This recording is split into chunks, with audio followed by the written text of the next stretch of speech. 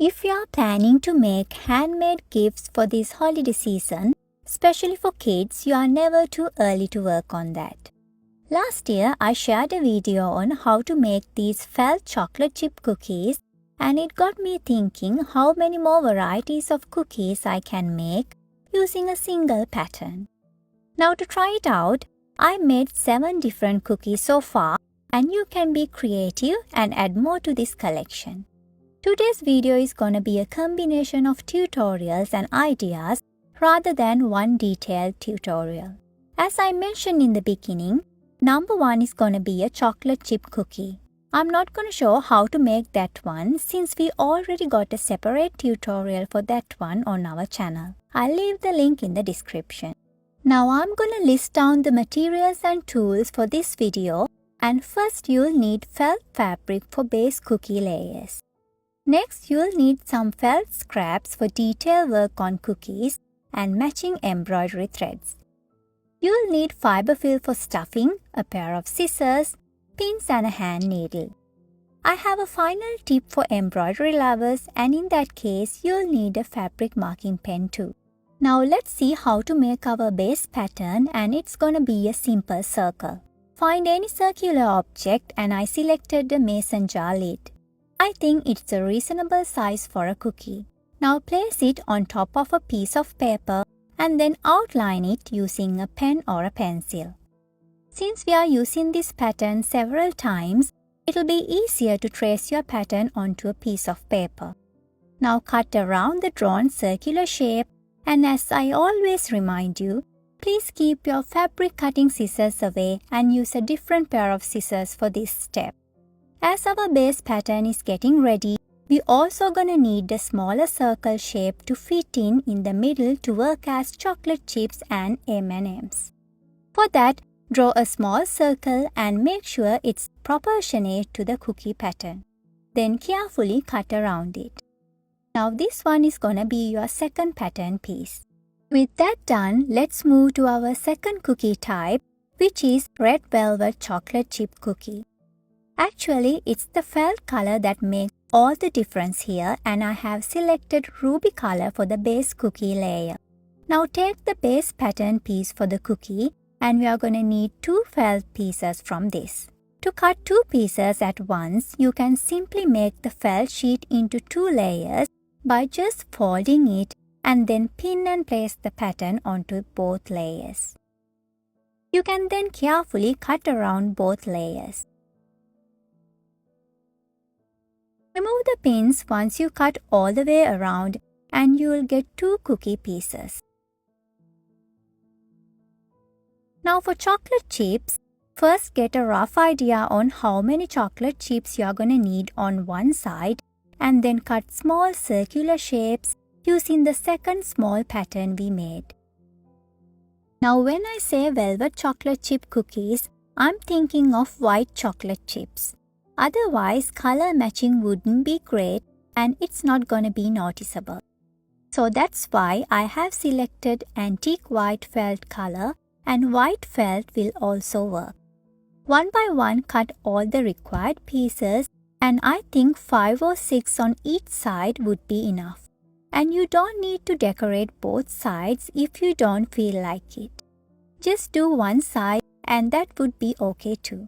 Now it's time to sew these small felt pieces to the base cookie layer and thread your needle with a matching embroidery thread color and make a knot at the end. As now you have a rough mental image on where things go, one by one sew the pieces to its base layer. From here on, I'm going to use 2 thread counts throughout this project except for the final embroidery tip. You can either use whip stitch, back stitch or even the simple running stitch to sew this part. I'm using the back stitch here for a more permanent and secure stitch. We have almost all the basic stitch tutorials on our channel, and back stitch and whip stitch in felt applique are also included. So make sure to check those out if you want to learn how. I'll leave the links in the description.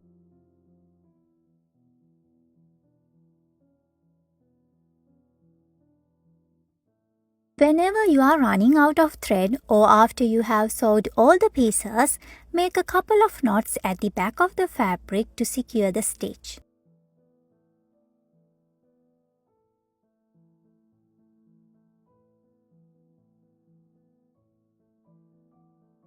Then trim the thread. At this point, all the pieces are attached and we can now assemble the two pieces together. For that, place the wrong sides facing each other and make sure they are aligned as well. Then thread your needle with a matching embroidery thread color and make a knot at the end. Insert the needle in between the two fabric layers closer to its margin. This way you can nicely tuck away the knot. Now use either whip stitch or the blanket stitch to sew all the way around. I'm using the blanket stitch, and if you have any trouble with these basic stitches, we have separate tutorials on that too. In that case, make sure to follow those before you start this project.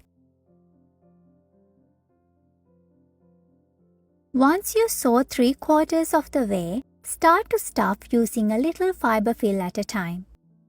Since this is not too much of a narrow space, you can simply stuff using your fingers. But if needed, you can also use a thin rod to push fiber fill into inner areas. It's totally optional.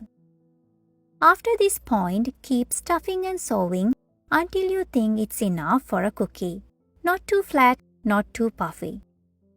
Red velvet cookies are known for its unique color, and nowadays we use food coloring for that. But one interesting fact about this is during World War II, people used beet juice to get its unique color. I think that's a very creative and even healthier way to bake these cookies. Once completed, you can use these cookies as ornaments, garlands, or even for keychains. But mainly these cookies are used as play foods for kids to play in tea parties. In that case, I need to mention that these are for kids of age 3 and above. Even with that, it's better they have adult supervision since these have small felt pieces.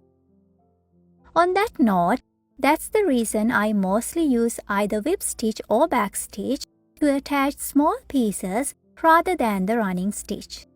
I think those are more suitable and secure options. Once you reach the starting point, make a knot to secure the stitch. Then insert the needle in between the two layers and come through only one. Finally, pull the thread towards you and trim the thread. With that done, we got a beautiful red velvet chocolate chip cookie, and we can now move on to the next variety. This one is gonna be a colorful M&M cookie, and apart from two base cookie layers, you'll need some colorful felt scraps for this one. Now use your small circular pattern to cut small circular shapes in different colors to work as M&Ms. I got 6 basic colors which are green, brown, yellow, blue, orange and red. It's a total of 6 dots, and I think it's enough for one side. Now place those dots on top of the base cookie piece to get an idea of how we are going to arrange those dots. As I mentioned earlier, you can either decorate one piece or both pieces. Now thread your needle and make a knot at the end. One by one, sew all the pieces using either whip stitch or back stitch. You can even use different thread colors to match with each felt color, but that's a lot of work. Instead, I chose cookie colored embroidery thread so it will blend in nicely. After this point, steps are the same as the red velvet chocolate chip cookie. The only difference is color selection, and that will give you an entirely different cookie variety.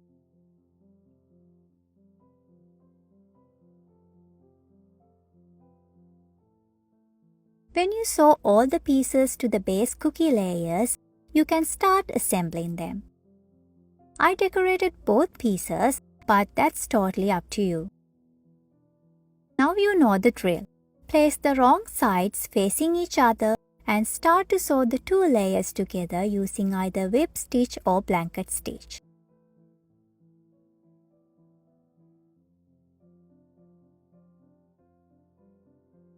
I prefer blanket stitch in assembling all these cookies, and there is no particular reason for that. It's totally up to your liking.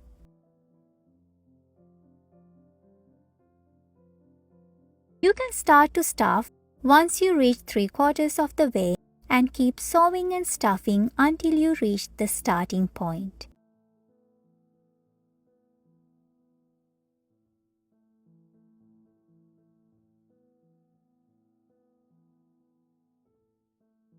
After the last stitch, make a knot using your first stitch to secure the sewing. Enter the needle in between the two layers and come through only one. Finally, pull the thread towards you and trim the thread.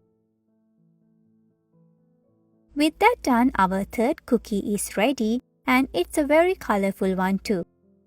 Now here is another idea. You can even hand embroider letter M on each and every small circle, and I'm pretty sure that'll be amazing too. Moving on to the next cookie, and it's very similar to the previous two except for the felt colors. This one is a Reese's peanut butter cookie, and instead of colorful felt scraps, I only chose felt colors in brown, orange and yellow. Now as we did earlier, use your small circular pattern to cut small felt circles. I thought 6 spots would be enough for one side, and I got 2 from each color. 2 in yellow, 2 in brown and 2 in orange. First, arrange your small felt circles on top of the base cookie layer, and then one by one sew all the pieces using the back stitch or whip stitch. As we are in the month of August, this cookie variety is ideal for coming fall months. A garland of these cookies will be a nice and unique fall decoration. Just an idea. After sewing all the spots, you can start to assemble 2 cookie layers together. Once again, place the 2 wrong sides facing each other and start to sew in between the 2 felt layers. If you have a little bit of time in your hand, just give it a try to make a few of these cookies. I'm sure younger kids will love to have these as a gift. Now sew all the way around and don't forget to stuff enough to give it a nice plushy look. We are almost at the end of our 4th cookie, and as always, make a knot at the end to secure the stitch.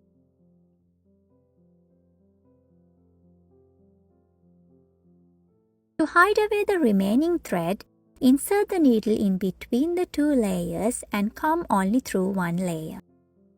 You can finally trim the thread.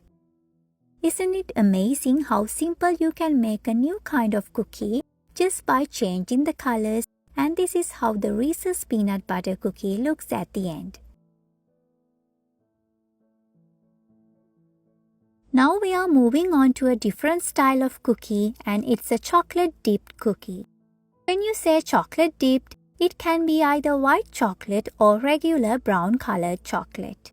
For this style, I have already cut out 4 pieces of base cookie layers, and to cut the chocolate dip part, we need to alter our base circular pattern by folding it in half. Now this half circle shape is the pattern piece for the chocolate dip. First, let's start with cutting 2 pieces from this for a regular chocolate dipped cookie. Choose brown color felt and fold the fabric to make it into 2 layers, and then pin the pattern piece to both felt layers. This way you can easily cut 2 pieces in one go. Now carefully cut around the pattern shape. You can remove the pin at the end and you will get the required 2 pieces. Now place the 2 half circles aligning with the 2 base cookie layers like this. We are going to sew around it later. Now keep those 2 aside, and it'll be the same with the white chocolate dipped cookie. You're going to need 2 half circles from the altered pattern. The best thing about these cookie making is you get a chance to use some of your felt scraps. The only difference with white chocolate dip cookie is you'll need 2 white felt pieces instead of brown ones. It's that simple. After you have cut 2 pieces for both sides, align those pieces on one side of its base cookie layers like we did with the previous one. Now it's time to sew all 4 of these half circles onto the base layers, and I'm using the back stitch for that. Whip stitch is not an option here since we don't have a space in between, especially at the curvy parts. Start at one point and then go all the way around until you reach the starting point. A combination of white and brown color cookies would be another great idea to add another variety to this collection. Any bakery or bakery section of any supermarket is a good place to get new ideas. As we now have all 4 pieces decorated, let's start assembling these 2 different cookie varieties. 2 brown ones go together and place them on the wrong sides facing each other. Since these are chocolate dipped cookies, to make things sensible, you need to align those chocolate parts on the same side of the cookie. Same goes to white chocolate dipped one as well. After that, we can start sewing both cookies, one cookie at a time. There is nothing new after this point. Use blanket stitch or whip stitch to go all the way around. Stuff with a little fiber fill at a time, and especially in this one, don't stuff it too heavy. That will mess up its shape and will be hard to see what kind of cookie it is.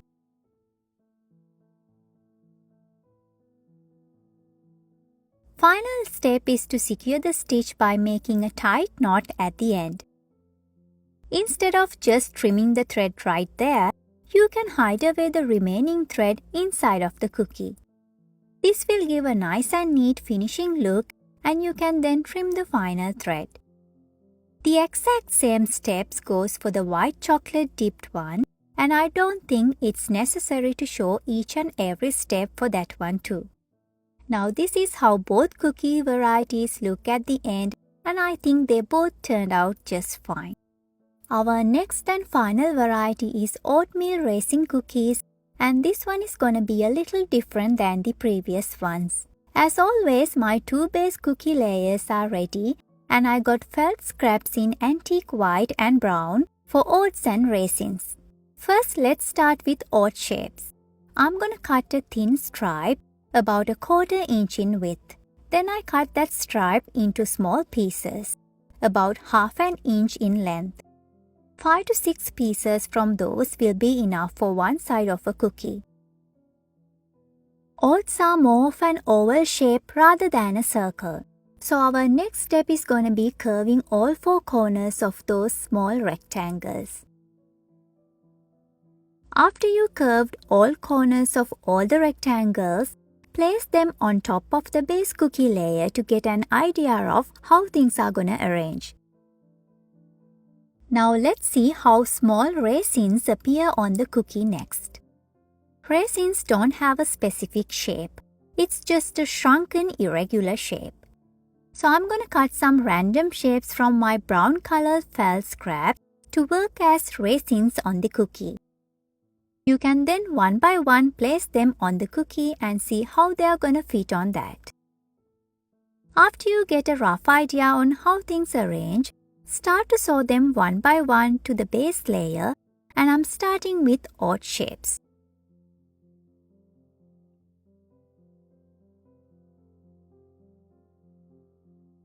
Now instead of sewing around the shape, I'm going to sew it along the midline using the back stitch. I believe it makes odd shapes more realistic that way. If you observe clearly, raw oats have noticeable midlines, and some of those remains as it is even after baking.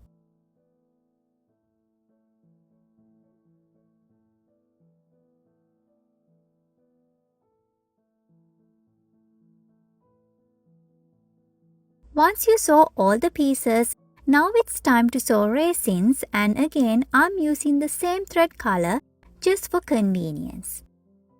Since these are irregular pieces, I try to make several random stitches here and there to attach it to the base layer. And you can say it's more of a running stitch around the shape.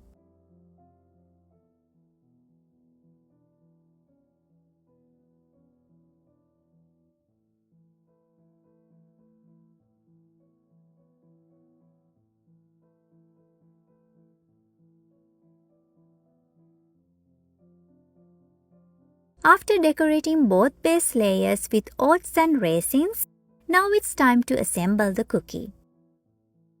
At this point, you know how it goes. Place the wrong sides of both layers facing each other and then start to sew all the way around.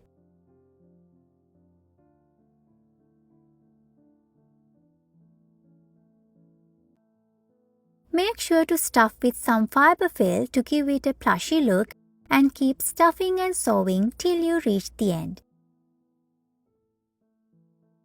Making a knot at the end is very important to keep your stitching secure, and you can finally hide away the remaining thread in between the layers and then trim the excess. This oatmeal raisin cookie is the final cookie variety for today's video, and I hope now you know how to change things here and there to make simple and cute felt cookies. Now here is an optional way to make cookies if you are more of a hand embroidery lover rather than a felt crafter. In that case, instead of felt scraps, you'll need embroidery floss in different colors. Assuming we are making a Reese's peanut butter cookie, first draw small circles on top of the base cookie layer using a fabric marking pen. As you know, with felt, we cut small circular shapes in relevant colors for that particular cookie, and now with hand embroidery, you'll need thread colors in yellow, orange and brown for this Reese's cookie. Once you draw small circles, thread your needle with a relevant thread color. I'm starting with orange color and then fill those circles using the satin stitch. I'm using all 6 strands for this step to fill up the circles easily with less time. Satin stitch is the most simple stitch in hand embroidery to fill up a small space like this, and you'll find the tutorial for that in the description as well. One important thing you need to consider here is selecting good quality felt fabric. Otherwise, the tension on the fabric may damage it. Good quality craft felt will work just fine, but I think wool felt would be ideal for this way of cookie making. This method is more time consuming, but if you are a hand embroidery lover or you don't own a collection of felt scraps like I do, I'm sure you're gonna love this method. Now for this particular cookie, you need to add more spots in yellow and brown to resemble with our previous felt Reese's cookie. But as you now know the basic idea of how to embroider all the spots and then complete the cookie, I'm not gonna go further than this. Try making a few more of these cookies and let me know if you have come up with more varieties as well. Thank you for staying till the end, and please leave a comment to say hi or share your thoughts on this video. Bye for now, and I'll join you in the next one.